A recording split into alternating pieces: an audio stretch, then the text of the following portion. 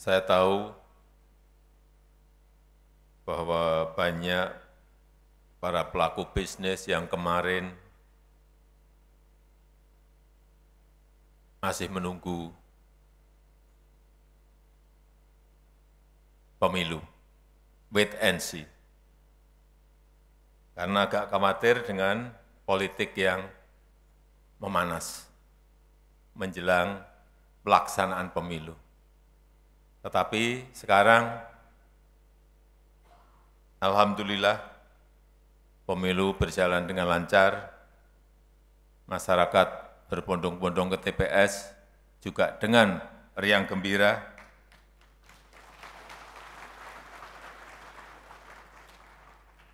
Dan kita harapkan arus modal masuk, investasi, sehabis pemilu ini bisa bergerak lebih meningkat dan lebih baik lagi.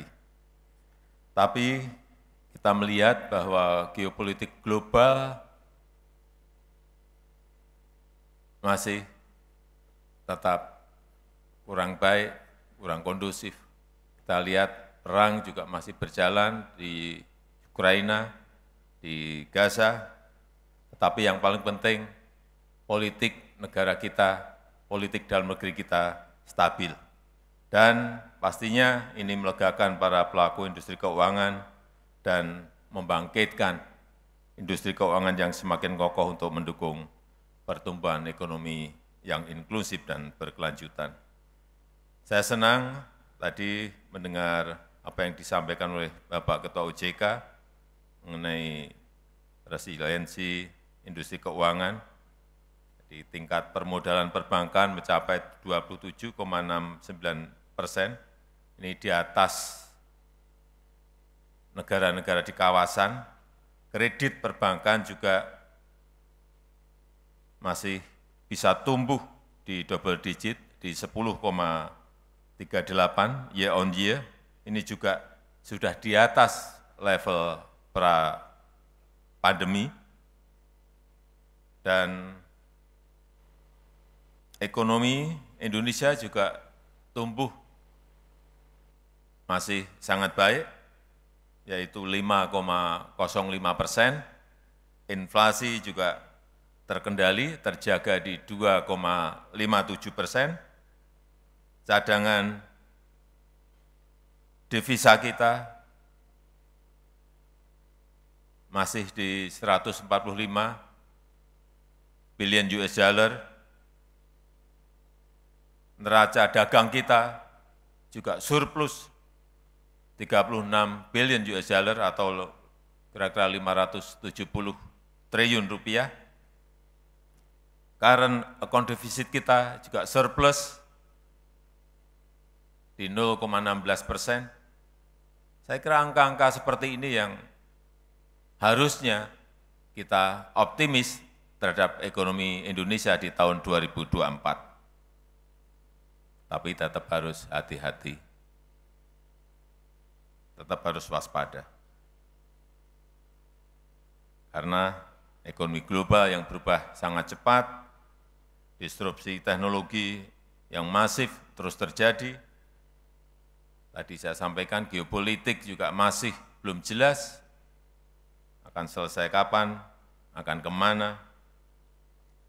Dan kita harus banyak belajar pada kasus-kasus masa lalu, baik di 98 di ASEAN Financial Crisis, kemudian di 2008 juga Global Financial Crisis, dan juga di 2023 kita lihat kemarin jatuhnya Silicon Valley Bank, ini juga mengharuskan kita semuanya untuk berhati-hati dalam menjaga industri keuangan kita, menjaga ekonomi kita.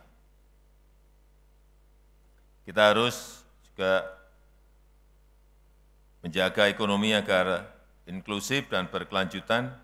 Dan tadi sudah disampaikan Pak Ketua OJK harus terus memperkuat inklusi dan literasi keuangan. Ini catatan saya di sini, tingkat inklusi keuangan kita di angka 75% dan tingkat literasi keuangan kita masih di angka 65% di 2023. Dan yang tidak kalah pentingnya, dukungan kita terhadap UMKM melalui perbankan dan asuransi. Kredit perbankan untuk UMKM saat ini masih di angka 19%. Ini perlu sebuah terobosan, perlu sebuah strategi agar ada peningkatan kredit perbankan kepada UMKM sehingga kita bisa melihat UMKM kita tumbuh dengan baik. Terakhir, saya mengapresiasi penyempurnaan taksonomi keuangan berkelanjutan Indonesia yang diluncurkan tadi oleh Pak Ketua OJK, sehingga inisiatif keuangan hijau dapat menyeimbangkan aspek ekonomi, aspek lingkungan, dan inklusivitas. Dan terima kasih atas dedikasi Bapak Ibu, atas kerja keras OJK dalam memajukan sektor keuangan, dan mari kita bersama-sama menghadapi tantangan dan mencapai pertumbuhan ekonomi kita yang lebih baik. Terima kasih. Wassalamualaikum warahmatullahi wabarakatuh.